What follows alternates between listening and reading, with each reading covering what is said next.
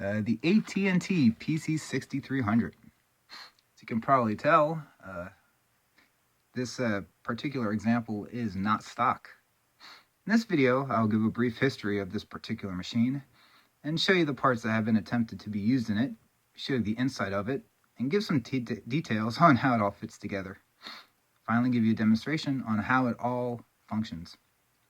The AT&T PC 6300 was released in 1983 as a rebadged Olivetti M24. It came with an 8 MHz 8086 CPU, 128 or 256K of RAM, CGA compatible graphics, at least that's what I have seen, with proprietary interface to the monitor, with the monochrome monitor getting its power through the interface as well, and 1 or 2 360K 5 1/4 floppy drives.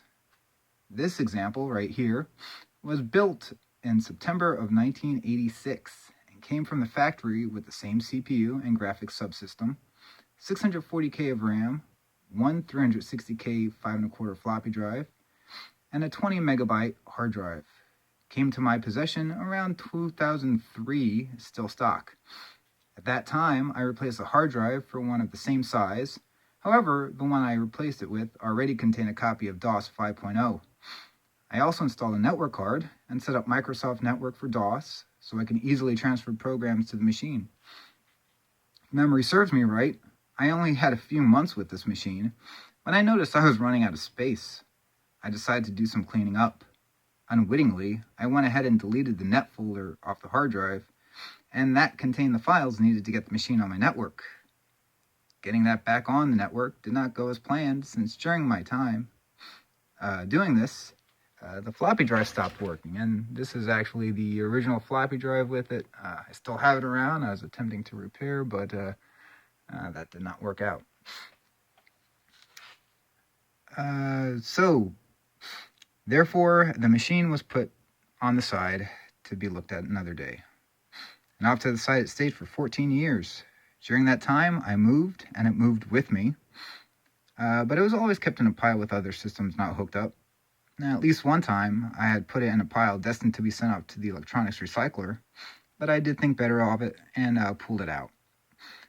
Just about 6 weeks ago, now in 2017, I decided to give it some serious consideration. I hooked it up only to find out not only the floppy drive, yep, that one was still bad, but the hard drive actually gave up the ghost as well. That's, I think I had that back in the Zenith Data Systems before as well. I think it originally came in Zenith Data Systems.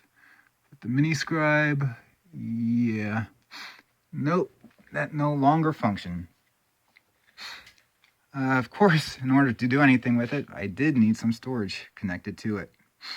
I don't have any other MFM hard drives, and I didn't want to invest any money in buying any off of eBay or anything, since there's no telling how long any of those components would actually work. My mind got fixated on adding an IDE drive to this machine. Commercially, at least to my knowledge, there was never an IDE controller that would work on the 8-bit ISA bus. However, after some research, I came across the XT-IDE project. A group from very smart individuals released an open source BIOS and schematics for a board to enable an add-in IDE controller on the 8-bit ISA bus.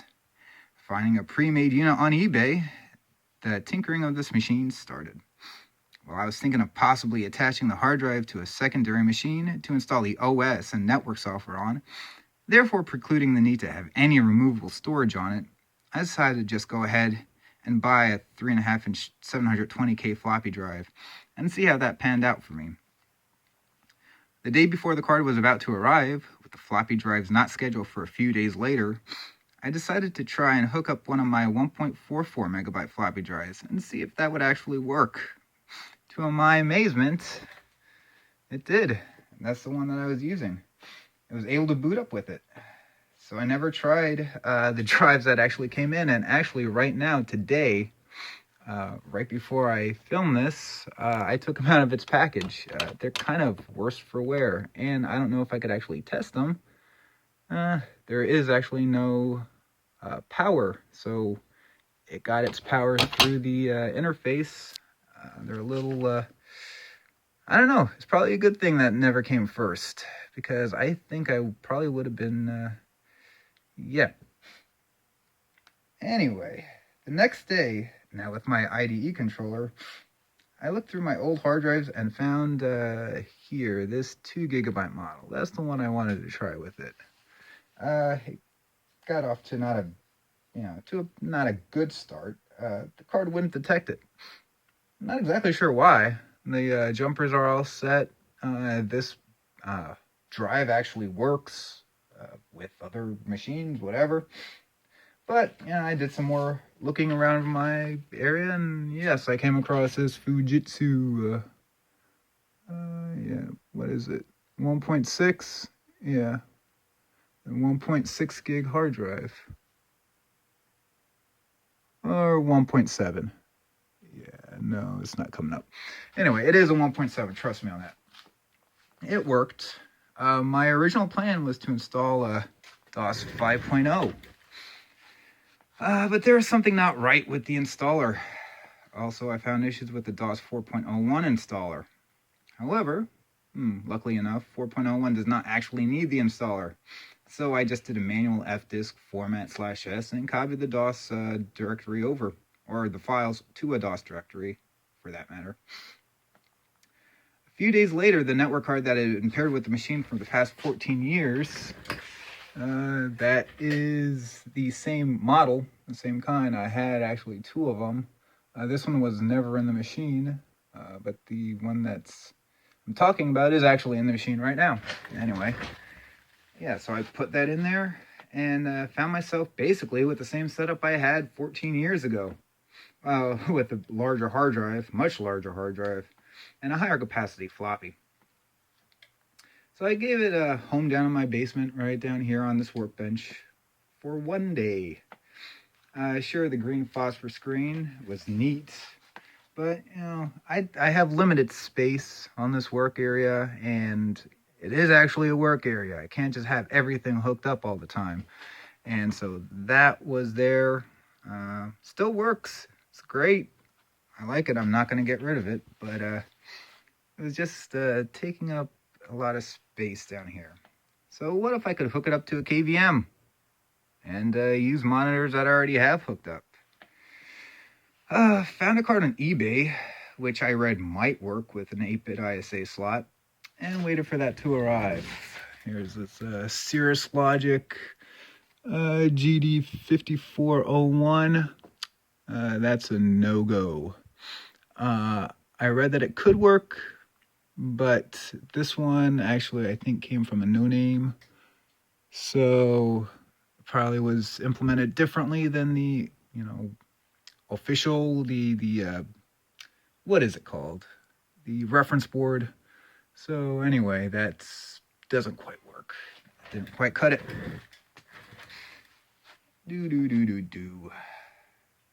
So, more on that later, actually. 2 days later, my thoughts turned back to mass storage. What if I didn't use a mechanical hard drive? So I went in and got a compact flash card and a IDE to CF bracket, so I could have the card on the outside of the machine. You'll see why this is in the computer shortly. The same day, I ordered an NEC V30 processor to replace the 8086 because I read it's faster and it includes some 8186 instructions, so it has to be better than the 8086.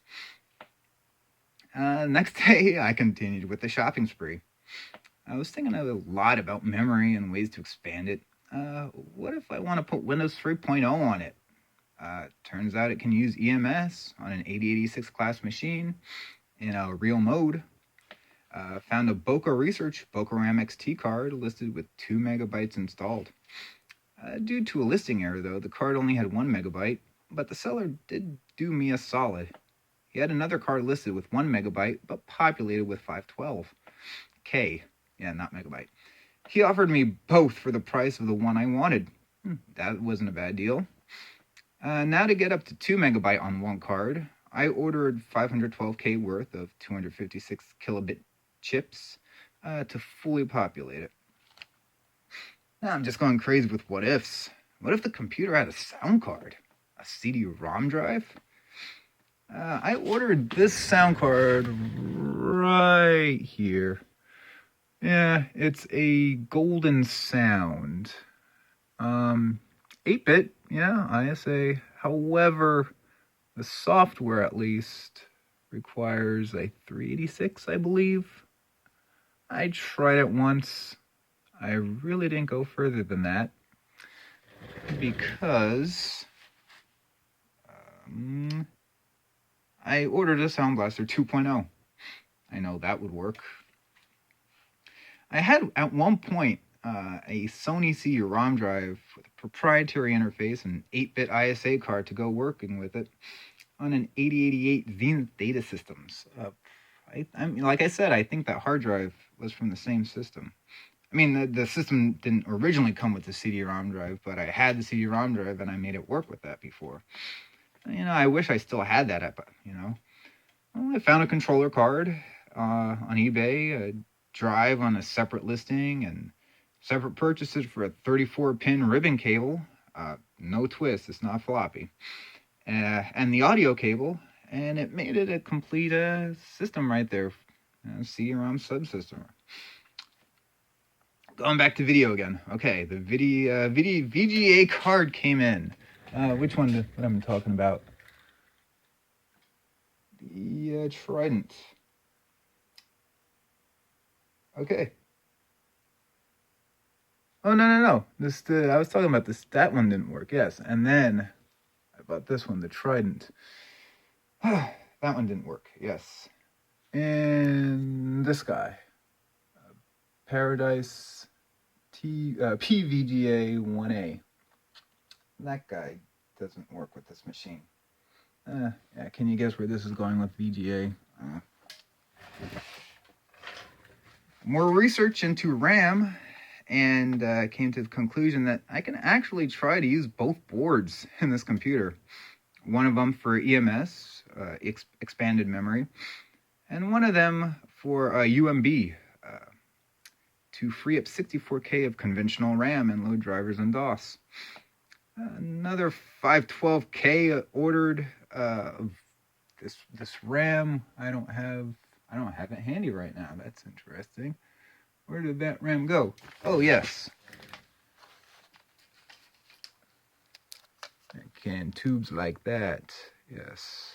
So 256K per tube. Actually, there were 10 chips in each, so I guess if one chip was bad, and this was apparently a part directly from a service thing. So yeah, so that was for a replacement if any chips went bad. All right, I have a lot more of those chips now. But so the other board's populated. More than a month after replacing the first item, the floppy drive, I decided it too should be upgraded. It's been in there long enough now. And that's when this 720K USB floppy emulator was ordered. All during this month, DOS versions and memory management tweaks have been taking place every few days. No, I didn't just stay on 4.01. I went to DOS 5, 6.22, PC DOS 2000, back to 6.22. Found out that there were some issues with the memory card with DOS 6.22, where every time when DOS 6.22 used the memory, it saw both cards of having 2 megs each, no matter what. PC DOS 2000 didn't have that issue. I don't know. It was just some strange things. And optimizations of everything else was taking place every time that a new part came in. Made sure everything was working with each other, and that with everything being installed, all 640K of RAM wasn't just taken up by loading the system. So anyway, all of that was all very informative. Learned a lot by doing all that. I don't know how useful that information is for everyday life, but whatever, I had fun. So now, I don't know if you found that part a little dry, but I'll show you the inside. I mean, that's very interesting. And how it all fits. It makes more sense to do that by part looking inside than by chronologically, because right now a lot of that stuff per time is getting confused in my head because many different projects were going on at the same time. But at any rate, you will see this with its cover open right now. And here we see it under the hood. As you can see, all 7 ISA slots are populated. For those of you who are unfamiliar with the system, this sparsely populated board right here is not the motherboard, but is rather just the backplane to connect the expansion boards to. The actual motherboard is mounted on the other side of the case, which I will show now. I will start by pointing out the highlights on this end. Hopefully it's going to look okay. Here we have the NEC, nope, that's not going to focus, NEC V30 CPU, oh there it is, which replaced, this guy, the 8086, manufactured by AMD. I don't have a math code processor installed. That's the empty socket to the right. Don't think I have anything that would actually use it. But although, you know, calling this a pretty upgraded system, missing something like that, I don't know. Here is the 640K of RAM that's on the board. Here is the BIOS chips, version 1.43, probably can't see that, which is a good thing because it allows, right there, those dip switches 5 and 6 to be turned on to have an add-on video card. Anything below 1.43, I believe, setting these two on, it just says for future expansion only, or for future use. Here's a nice thing about this computer. It has the serial and parallel ports built in to the motherboard, which frees up an ISA slot. And it also has the floppy built in. So there's no need to actually have any boards in there for that. Let's see. I had to take out the battery. Because, of course, yes, it was leaking. A nice thing about having the motherboard mounted this way is that when the battery leaks, I'll get this.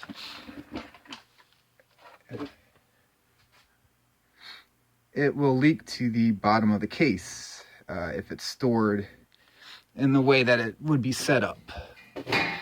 Not to say that there probably isn't any casualties on this. The power LED and the reset button don't work anymore, right here and here. Maybe that's a common issue on them anyway, but yeah, those are not functioning anymore. I did make the most of it. It's pretty neat right there. But I have an LED right there that is used to show hard drive activity. So, you know, at least it's used for something. Let's see, we're gonna get a good shot of this. Probably can't. The board underneath there. That is the CGA card. You can't see the jumper setting that I was going to tell you about. I don't feel like taking the boards out. But you would need to switch one of these jumpers down there. Maybe the one right in the middle. Yes, right there. Switch that. Let's see. What is the... from 2 to 3 to 1 to 2 to fully disable this board when you have an another video card in there. And the reason why you can't take this out, because it doesn't just do CGA video, but it connects the motherboard to the backplane board. The card itself has the slot, and the motherboard and backplane have the edge connectors. So yeah, you can't very well take that out and have the machine functioning. I don't know if I can get this. And there's the proprietary video out, which also does power. Next we have up are the two BocaramXT boards. This first one down here, as you can see, it's fully populated. It has 2 megabytes of RAM on there. And let's see, and this is kind of useful for me. This part, where am I? And it is set to E000. So that's for EMS, LIM, Lotus, Intel, Microsoft, named for the companies that developed it, or also called expanded, not EMS memory, expanded memory. We'll see more of the memory usage in the next part. And all it needs is the Bocaram drivers, and Windows sees it. Windows can utilize it, which is pretty neat, pretty easier than I thought it would be. You can put Lotus 123 on here, and it would also be able to use it. Yeah, I don't think I'm going to need to use a spreadsheet. Anyway, here's the second one. It's the same kind of board, but it's only populated with 512K. And it's used for UMB, upper memory blocks, which is from 640K to 1 megabyte. And it is set to address space D000. And again, it's important for me, and it's kind of important for the next part too, because address spaces and everything can get a little confusing sometimes. And it gives me 64K of RAM that can be used to free up conventional memory by loading drivers and DOS and whatever up in there. Why does that have 512K if only 64K is used? I think a full bank is required, like all 9, 8 with parity. And it wasn't running correctly for me with 256K, so I just added another bank of 256K, and it's working. It was freezing on me before, so I don't know, it works now. So I had the memory, and it's there. And what is that? That is a VGA card. Yes, it actually does have a VGA card in it. It's a Western Digital Paradise PVGA1A-JK board, which the seller of the PVGA1A card, this one, yes, he shipped me this one in air before, which is good. He made good on it. He sent me the board that I wanted first, but weirdly enough, this is the board that actually works. Let's see, the Cirrus Logic and Trident cards that I showed earlier, they couldn't run an 8-bit, or at least 8-bit with this machine. This card does run an 8-bit, and I can run Windows 3.0 in a VGA, but monochrome only. With the board I originally wanted up there, that I was hoping, like, it has these dip switches and whatnot, and that's the reason why I wanted this one, because there were settings for it. This one has jumpers, but I can't find any documentation on it, and playing around with them myself, anything other than this actually doesn't work. So it's working, but I was hoping that with those dip switches, it would be able to handle stuff with the monochrome or refresh rates, because I think there are some issues with refresh rates too, and I don't know. It turns out, you know, with the other card, I can't even get anything to display on startup, let alone worry about windows in color. So probably isn't this card's fault either, or no card's fault. During the course of researching all of this and install, you know, for installation and everything, I found that the PC 6300 has a problem with built-in video cards. Something about reversing the endian of the bus or whatever. I don't know. Back in the late 80s, there were at least 2 products that I came across that would correct these known problems, and they would fit this 16-bit portion of the bus, which is only used in Olivetti and you know, its derivatives. So, I mean, it does have 16-bit ISA, but you need special cards to make use of that 16-bit, and they were only going to be manufactured by you know, Olivetti or AT&T. But finding that bus correction kit, as it is called, has been impossible for the last month. I'm going to still keep on looking, but there's, you know, my chances of getting one is probably going to be pretty slim. But whether my issues are actually a direct result of not having that bus correction, I don't really know, but I would like to find out. The funny thing too, this card actually does have an Olivetti part number somewhere. And maybe there. That's not going to work. Anyway, but I guess that card was meant to be in there then. Even though it wasn't the original one that I wanted for it. It kind of worked out. Back there, that is the card that has been with the system for the it has been with the system for 14 years, actually. Even though it wasn't being used. It's a generic NEC 2000 compatible network card. Apparently it was manufactured by Addtron, but there are no markings on it. Here is, yeah, I'll show it again. This is the same card, no manufacturer, made in China, whatever. No FCC ID.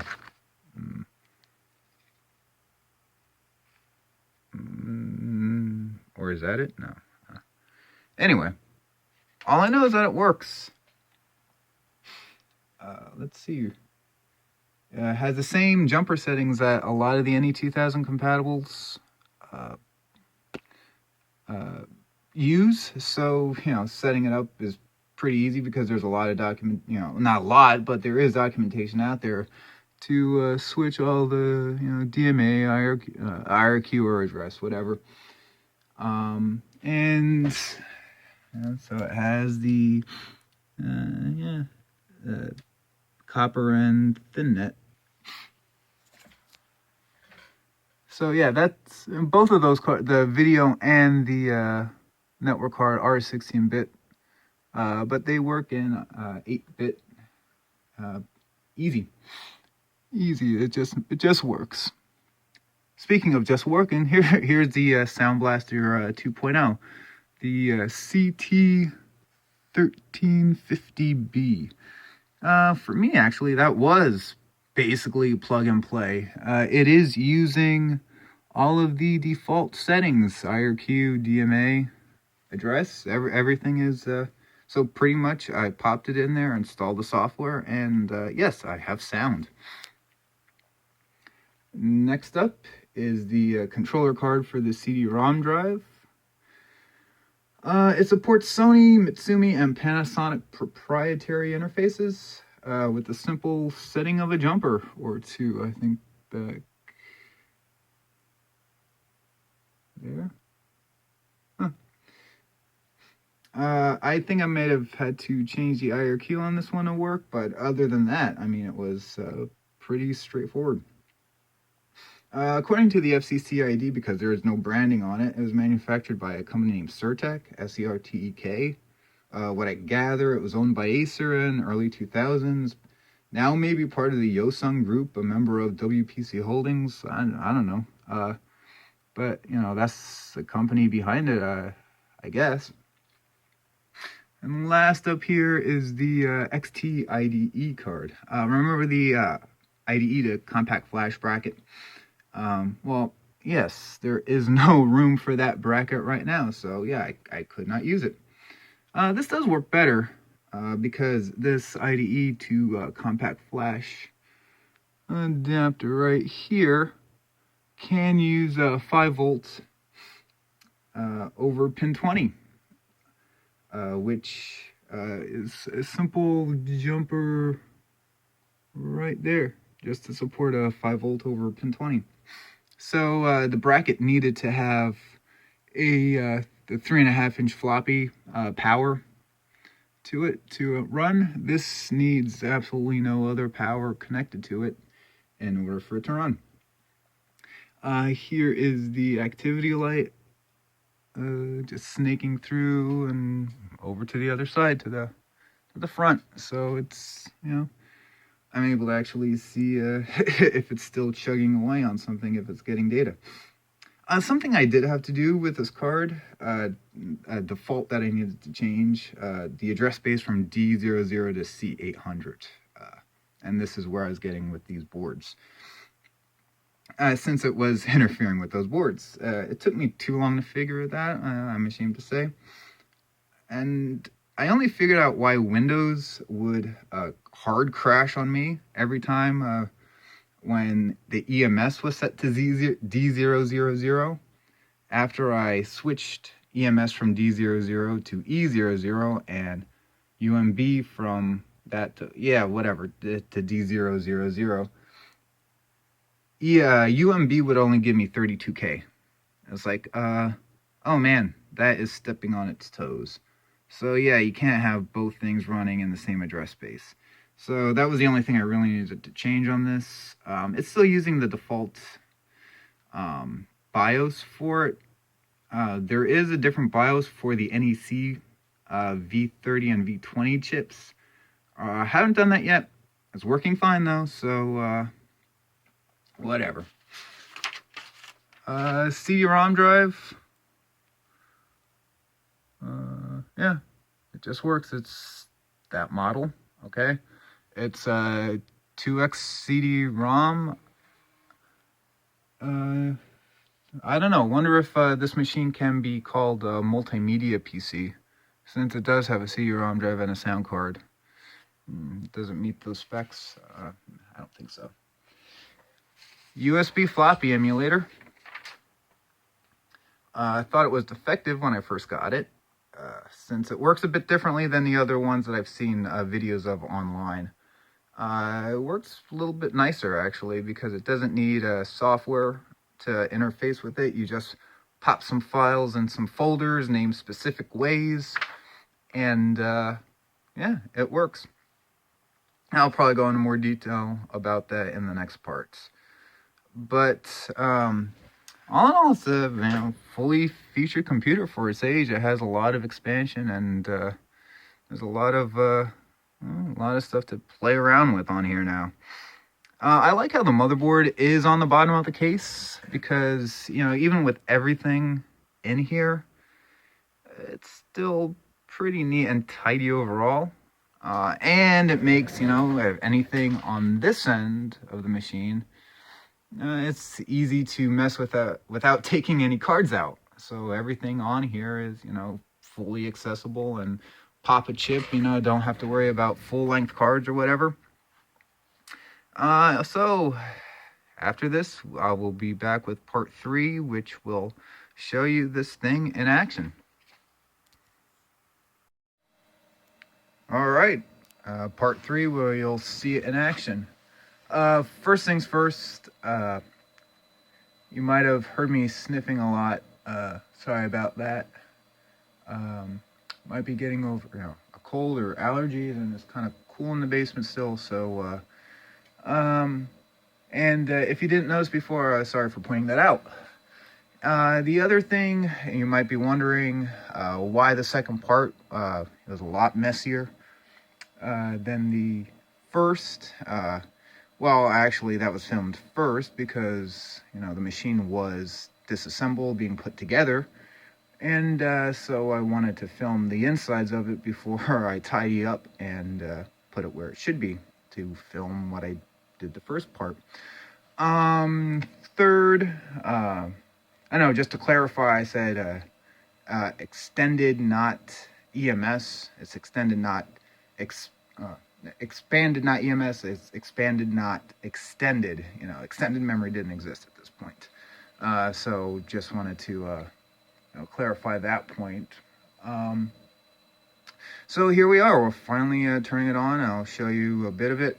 Right now, I have a Windows 98 machine turned on. This is, you know, a shared folder.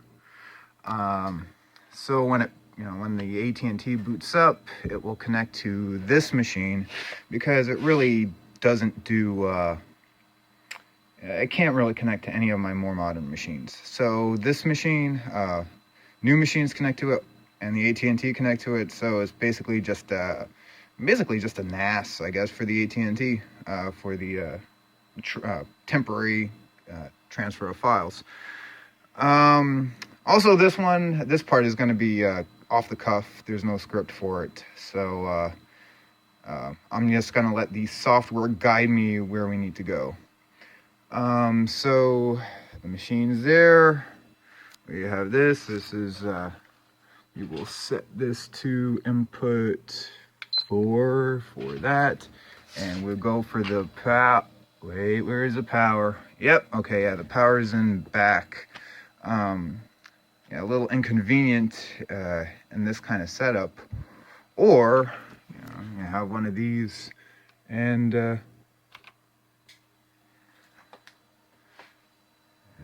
we're starting up. So, going through all the initial, you know, the RAM test is actually pretty quick. You see the optional ROM for the XT-IDE. You saw the Transcend 2 gig compact flash, and this is yeah, my menu for making sure that I have as much conventional memory as I can, given what I need. So I don't know if it's the white is too much for the camera, but let's see. The first one says load all devices, and I have 447K free. All devices is UMB, EMS, sound, CD, network, mouse, yes, everything. But if I do that, I have 447K free. Second one, load everything but network, because network is a hog and I don't always need it. And that's giving me actually 508 free. So that's actually not bad at all, I think. What I'm going to think of doing is putting the config and auto exec files that I have for this machine on the YouTube description. Excuse me. And if you want to, you know, poke and prod and criticize and whatever, or give me constructive criticism of it and make me, let me know how much more I can optimize it, that'd be appreciated. Anyway, load essential devices. So that just does UMB, no EMS. It loads DOS high, and I have 615K free on that. So, yeah, this one's interesting. Load no devices up here, but I think it's too white for that to see it. Load no devices, 575K free. That's because, well, there's no UMB. Everything has to be loaded into conventional, and so that's as much space as we have left after DOS gets loaded, and we're on 640K. Next one, load EMS support for Windows. This has no UMB.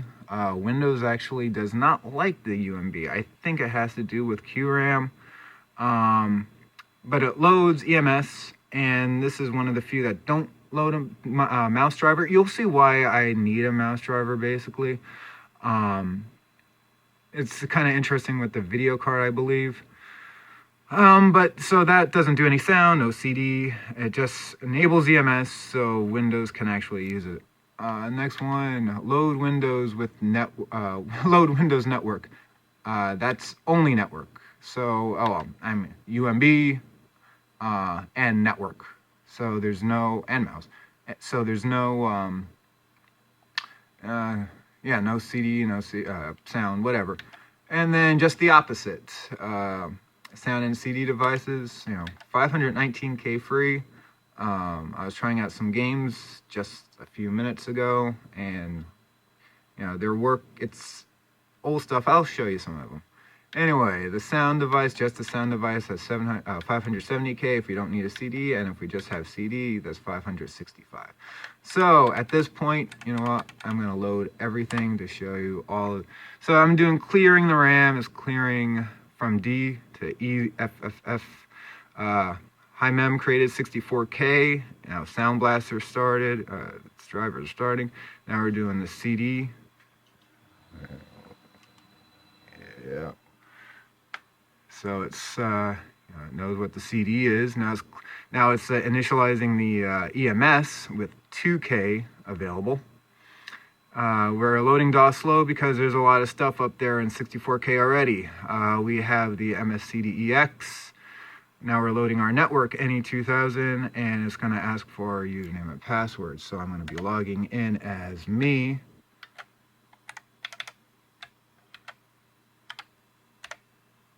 And I am connected to that Windows 98 machine. And the mouse driver is installed. Interesting, you see no blinking cursor. Yep, maybe an issue with that bus correction, whatever, VGA. And that's the other thing that I would, that's the reason why mouse is kind of needed, especially if I want to edit. Now I need to do this a couple times, or twice, because it does that. Only on E, which is PC-DOS's edit program. So it does that, but if I exit out of that, and now it's up there, and I like DOS key because, up arrow, if you're familiar with Linux and everything with the history, I mean, that's very handy, and then it works out. And so, still no cursor, but, mouse. And this is I never mentioned this. This is a Microsoft, this is an old serial mouse.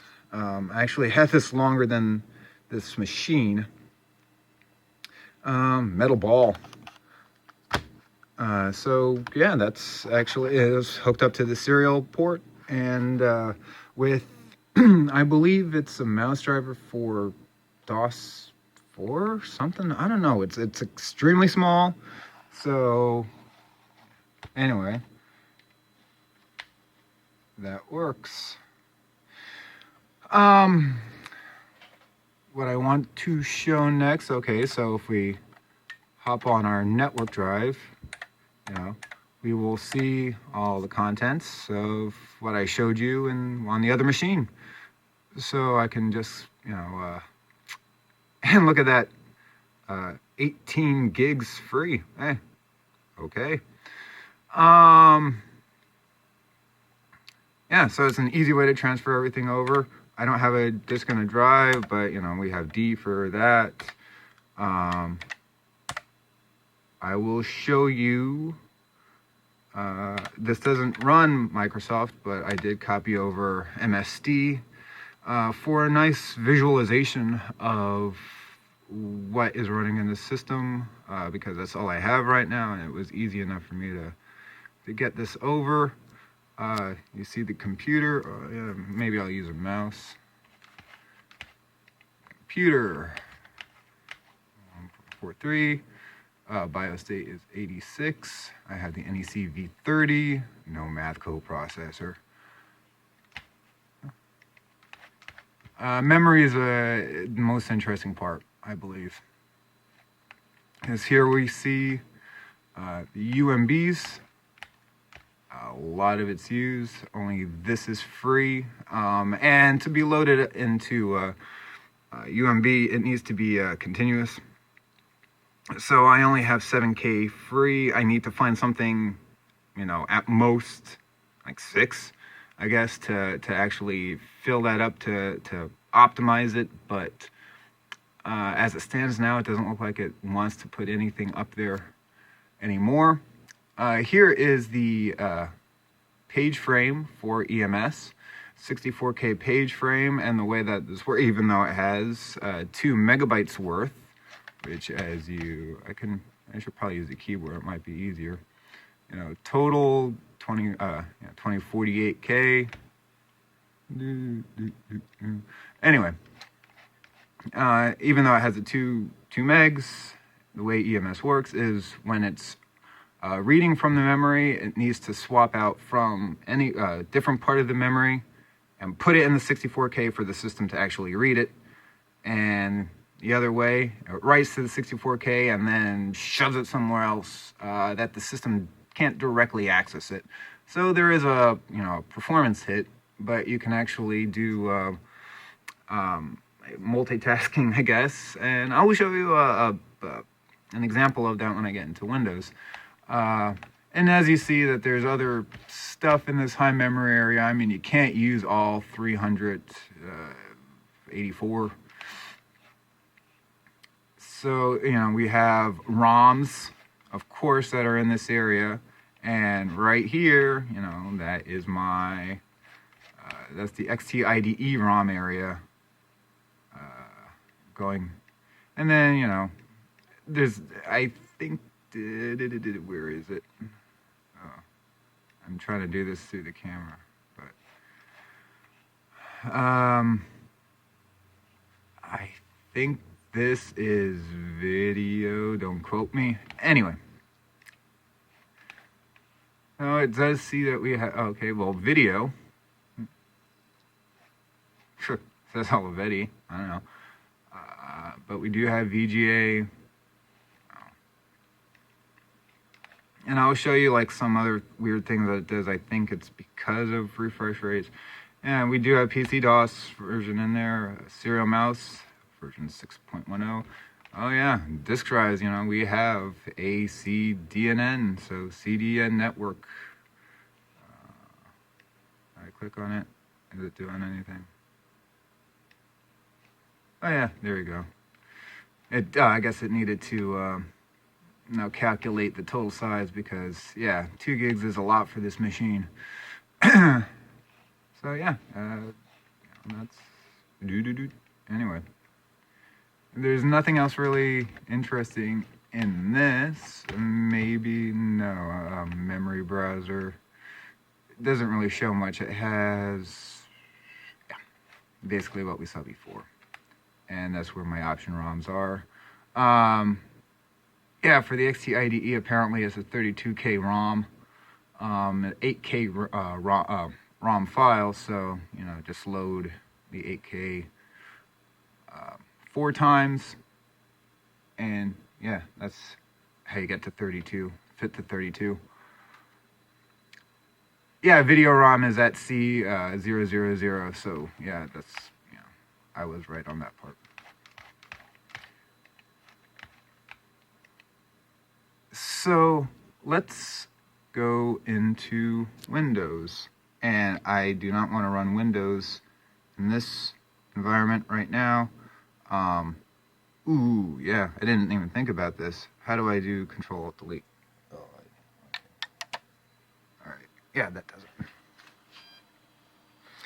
And I will just load, because, I mean, if I did load it up with that, I had the mouse driver already installed, so, and plus it didn't have a lot of RAM. So I will say load for Windows.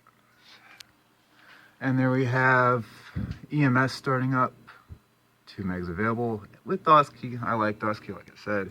And we will start Windows.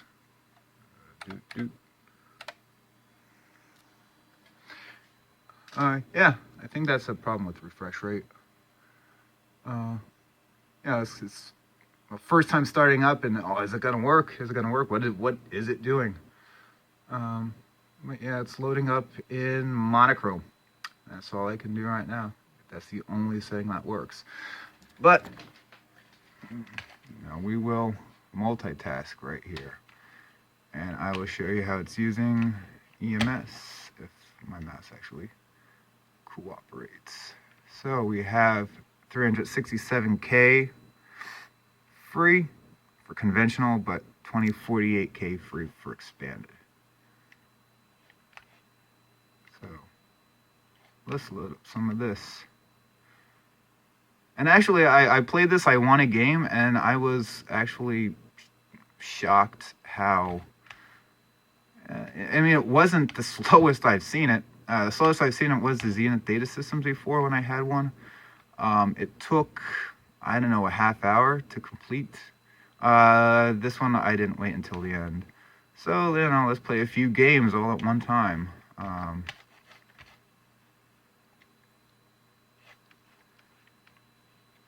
Windows applications, okay. Oh, yeah. Yeah, that's... I can't get those applications to work. I think it requires 3.1. I don't know, I need to still play around with it. Here we... Oh, okay. Let's open File Manager.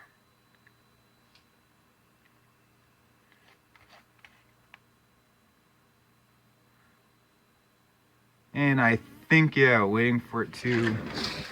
Is it... Kind of stopped blinking. Oh, yeah, because it's done. Okay.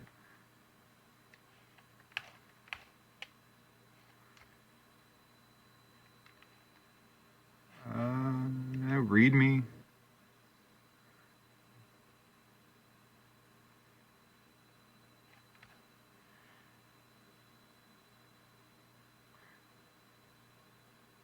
Overall, I wouldn't say it's horrendous. I mean, it's...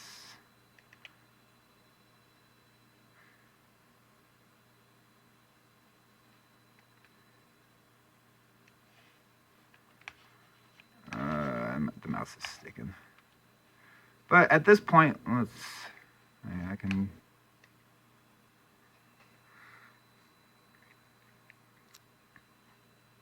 $189K, of conventional.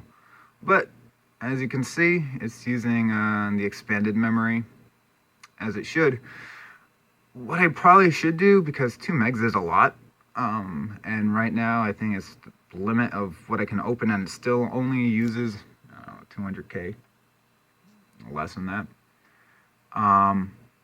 is set part of that up as maybe a RAM disk and a swap file. That might be a better usage of the 2 meg of EMS. Well, it wouldn't be EMS anymore, it would be a RAM disk. But you know what? That's enough for Windows right now.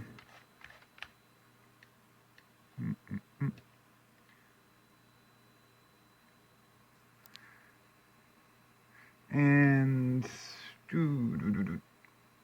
let's see. Oh yeah, I have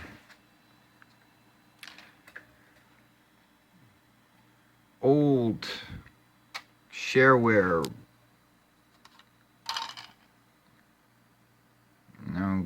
These old things. So for spontaneity, let's just take a look at some of these. It sticks, but it's not mechanical, so there's less to actually. Oh, and I need to reboot again.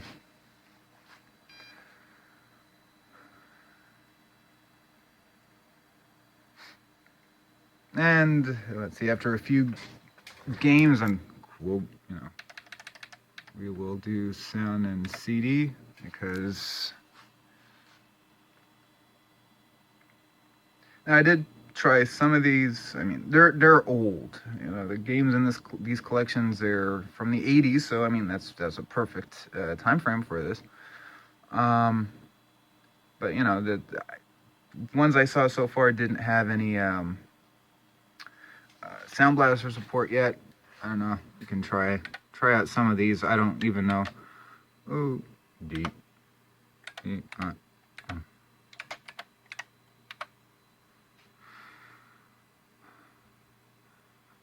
Let's do action games. Why not? So let's see.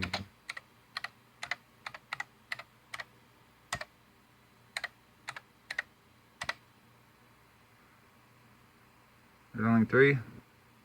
Aldo. I have a feeling that these won't work.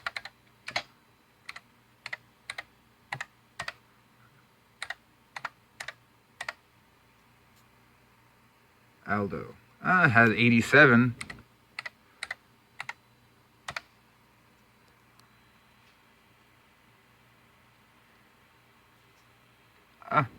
Okay, yeah, this is a Mario clone. Or Donkey Kong. Yes. Okay. Oh, and there's some weirdness with the VGA.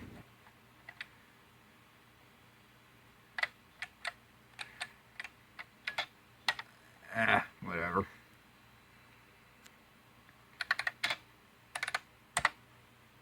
I think there's a EB. Not exactly sure what that is.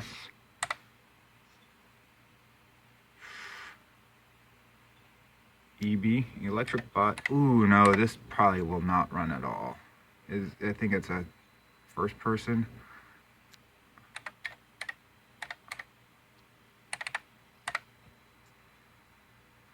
Yeah, this is from '92. Soundblaster. Okay. Oh yeah. Well, you know what? Let's do.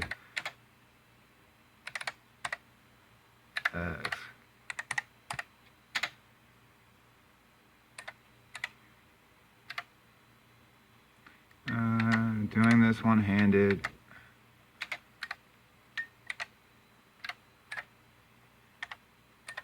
And this is probably not even going to work, so.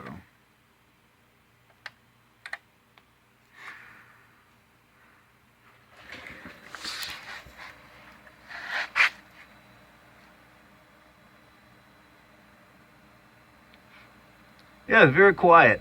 Yeah, there's no MFM hard drive noises. The CD-ROM drive's quiet too. I mean, it is a 2X. It's not going to give you. Not like it's going to sound like it's taken off or anything.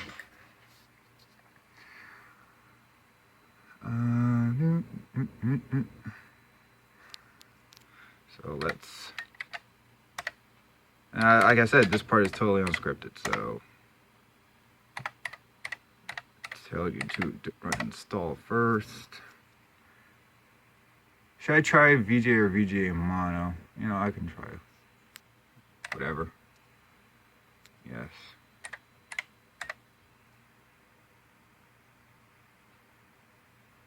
Yeah, 580.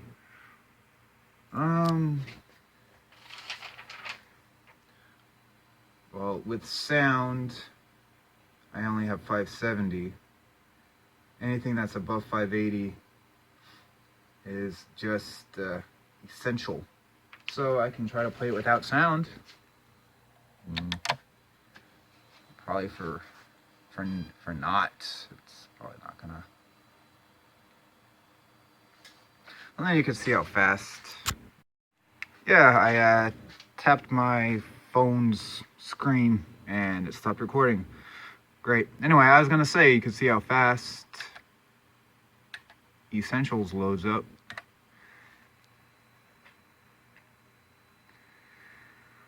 All it does is get to 64K, and there it is. Anyway, so EB.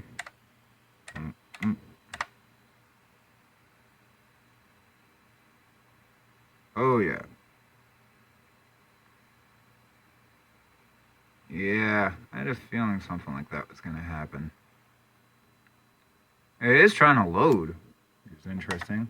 Can we exit out of here? No. No. Break, control break. Control Escape, Control E, Control Q, Control Delete. No! Oh, that is a hard crash right there. Alright, well, the only thing to do at that point and, well, when I first started powering up this machine, sometimes if I turn it off, turn it back on, I get garbage on the screen. And I think that's part of the CGA board, because that hasn't happened. But I like to just leave it go for a bit before I turn it back on anyway, just to stop that from happening. And well, it's interesting. There's a fan in the back, and I believe that that's AC controlled. It's still very much lubricated. That thing takes, oh man, I don't know, at least 20-30 seconds to spin down. So I mean, it's not a I don't need to have it completely spin down. It's not like a you know, a hard drive that you would want to have it completely spin down before you power it back up. But where was I going with that? Oh, anyway, to restart this machine. Essential.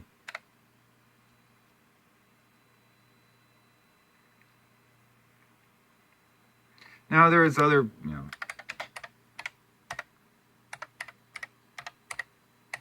other things for sound I would want to show you on this. So we'll go VGA with mono. Yeah. And you'll probably freeze up again anyway. Oh yeah.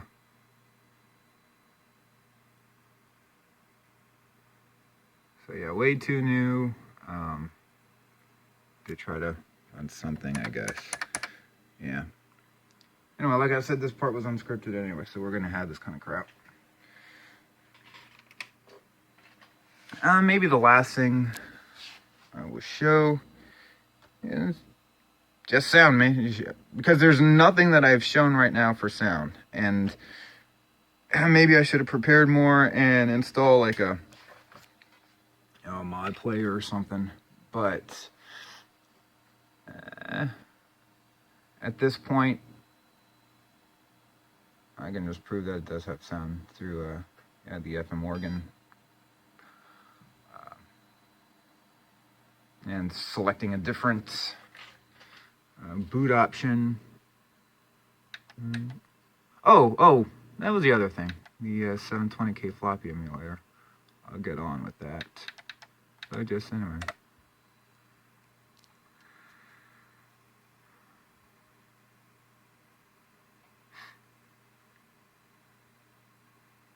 So yeah, there's 220 IRQ5 DMA1. There we go.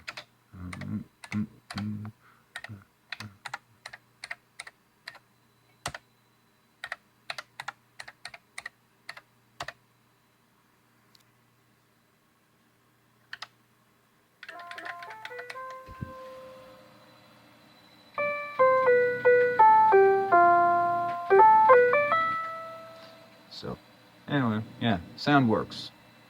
Mono. I mean, there's only one speaker hooked up, but I mean, the card is mono as well. So F8 is more, and then you have to go to quit. I haven't had a game or anything yet that really took advantage of the sound yet, but it was good to know it's there. You know. All right. One last thing.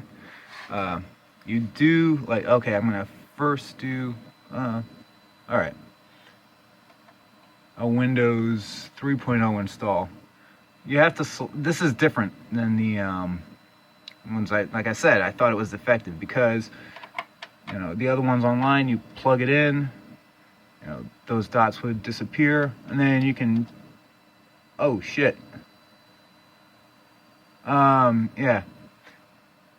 Okay, so right now I pressed a button to write the contents of the internal memory to disk 1 on the drive, So it just overwrote everything I had as disk 1.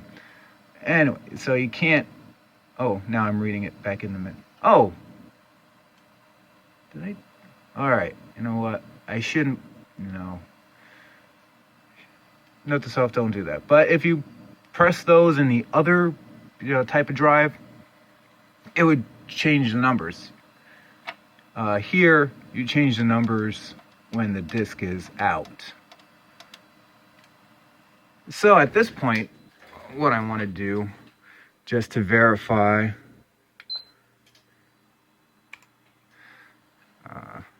use my Windows 8 machine down here.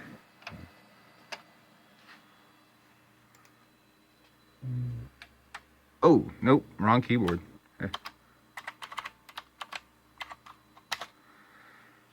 To verify the contents.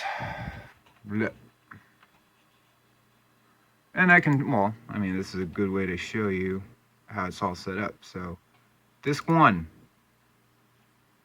Oh, disk 1 still has the Windows setup. Alright, well, that's good to know. But these are disk 1 through 9. Disk 0, you put the contents of it on the root. IMG 720 is where you put IMGs, the image files, so you can boot. I'll show you how it boots. But yeah, okay.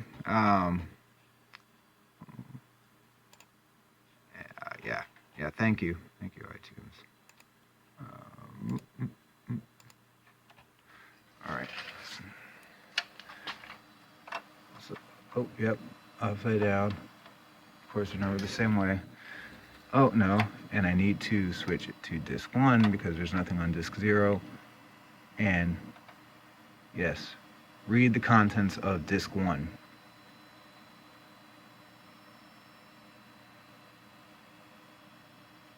All right, now let's load it into...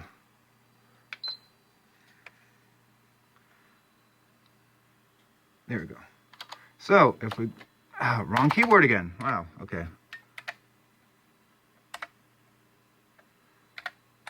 We will see the contents of Windows 3.0 installer disk 1. Yeah. Now for a boot, you have to take it out, press, oh, you know what, both of them increase by 100 up until you see B. That's boot. It looks at the images. Pop that in there. Transfer the contents of that image now to the internal 720K. If we do a dir again, you will see the contents has changed to FreeDOS.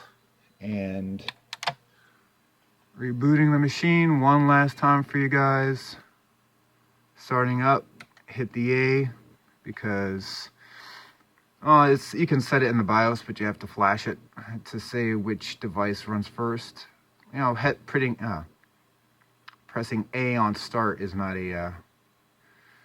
an issue. Plus, it probably will always fail anyway. It doesn't really matter. FreeDOS is loading. Where is it? Yeah, you see the lights running there. It's not going to be reading from the USB disk because, well, it's already loaded into the floppy. But there it is.